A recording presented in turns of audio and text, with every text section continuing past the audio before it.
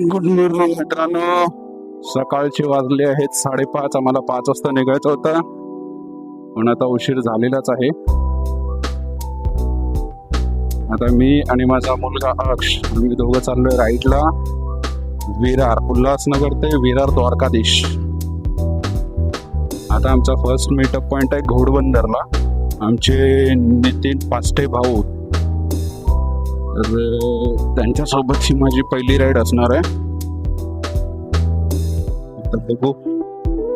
चला, आता अंधार आहे, एवढा काय विचार काय खास दिसणार नाही आणि एवढं काय खास आपल्याला काय माहीत नाही पडणार याच्यामध्ये. थोडा उजेड झाल्यावरती मग आपण घोडबंदरच्या इथपर्यंत आपण तिथून ब्लॉग सुरुवात करू वापस. चला भेटू. आता आपण आलोय दुर्गाडी ब्रिजला.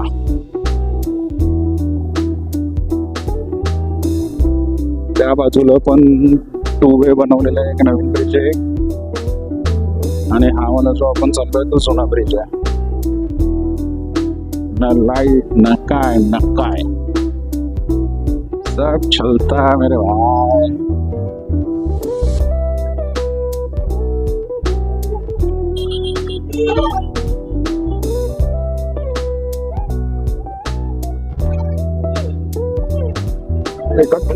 इसी वजह से ट्रैफिक लगता है. चलो,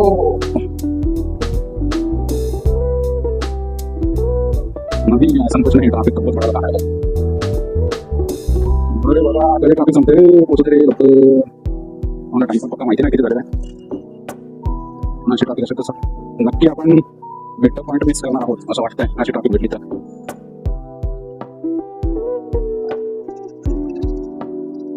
आपल्याला पण वाट काढत आपण 2 व्हीलर म्हणून पडे गल्ली खूप चिन्ह इथून तिथून निघून जाते. ले धुमस आले ही मंडळी यायचं करता. ही आपल्याला कल्याण रामबागला भेटलेली triple seat without helmet highway.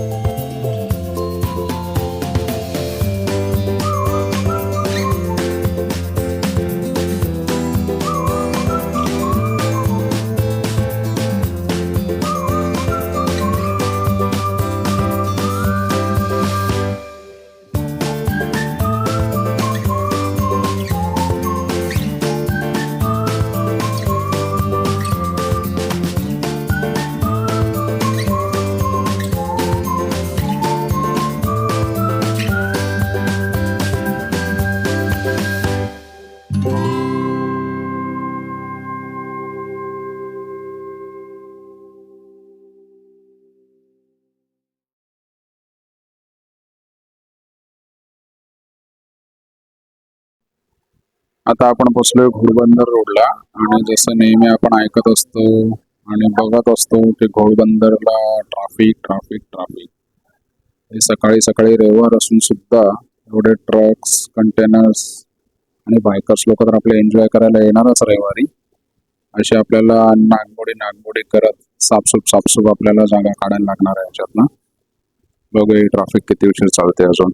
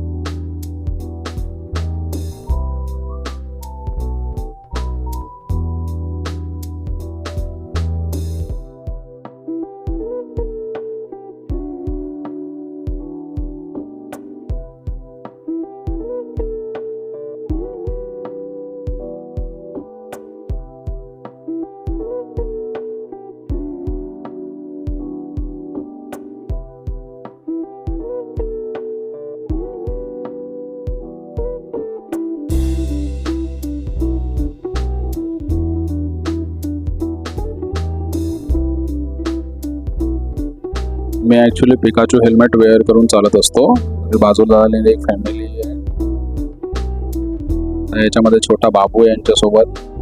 Break मारलाय बघा आता. त्या लोकांनी बघितलं, आता वापस आपल्याला बाय बाय करतायत. तसं हेल्मेट घालून लहान मुलं असतात तर ते जाम खुश होतात, काहीतरी नवल बघायला भेटतं म्हणून.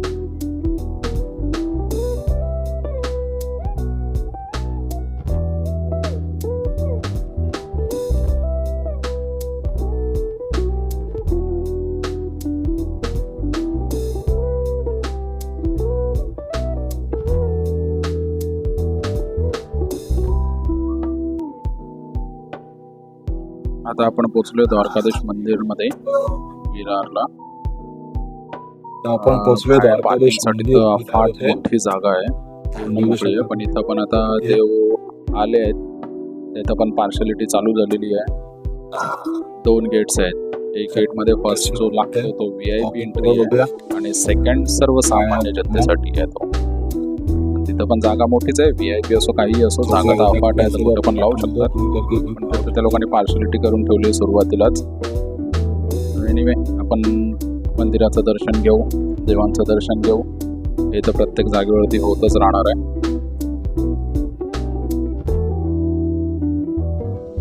मंदिराला एंट्री करतात आपल्याला पूर्ण मातीचं मैदान पटांगण असतं, त्याच्यामध्ये हे बनलेलं आहे. माती आणि तिथं छोटे छोटे झाडं होती, तिथे काटे वगैरे आपल्याला पाहायला होते. म्हणून या लोकांनी तिथं कार्पेट आणि ते घोड्यांचं ते पायदान टाकून ठेवलेलं आहे. आणि चपलीचा स्टँड बाहेरच आहे, चप्पल फ्री ऑफ कॉस्टमध्ये ठेवून शकता. पण तिथं कोणी सिक्युरिटी वगैरे काहीच नाही आहे, ते आपल्या रिस्कवरती आहे.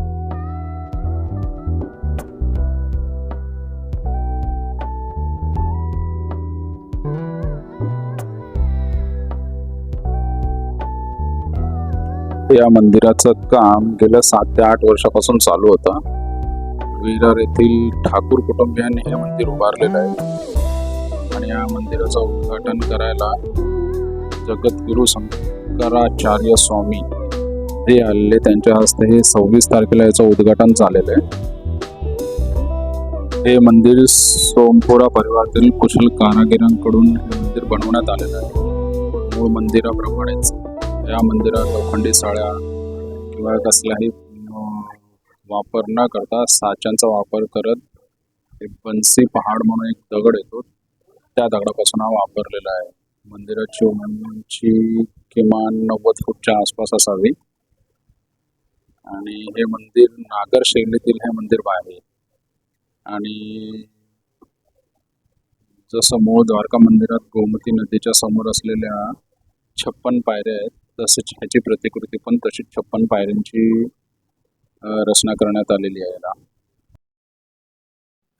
मंदिराचा गाभारा पण एकदम छानपैकी कलाकृतीने एकदम भरगच्च आहे.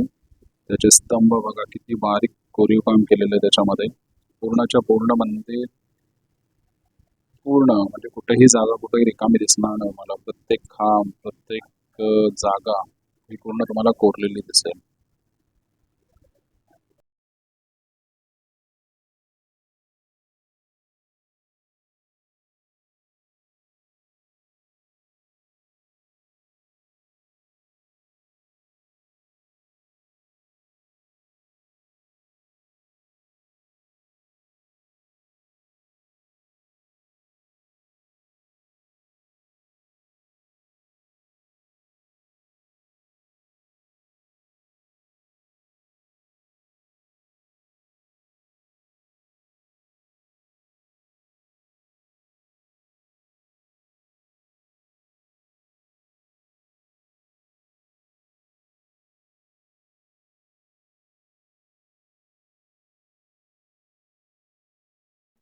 मंदिरातली मूर्ती बघताच मन हरवून जातं पूर्ण.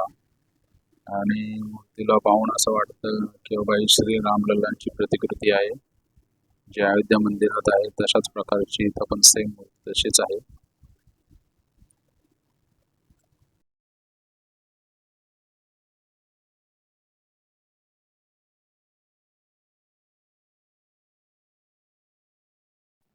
आता आपण मंदिराचं दर्शन घेऊन बाहेर पडलेलो आहे. आता मंदिराच्या बाहेरचा परिसर आहे तो आपण एक्सप्लोअर करूया. तिथं काय आहे, काय काय सुविधा आहेत, अजून काय काय बनवलंय त्या लोकांनी, आपण ते सगळं एक्सप्लोअर करूया.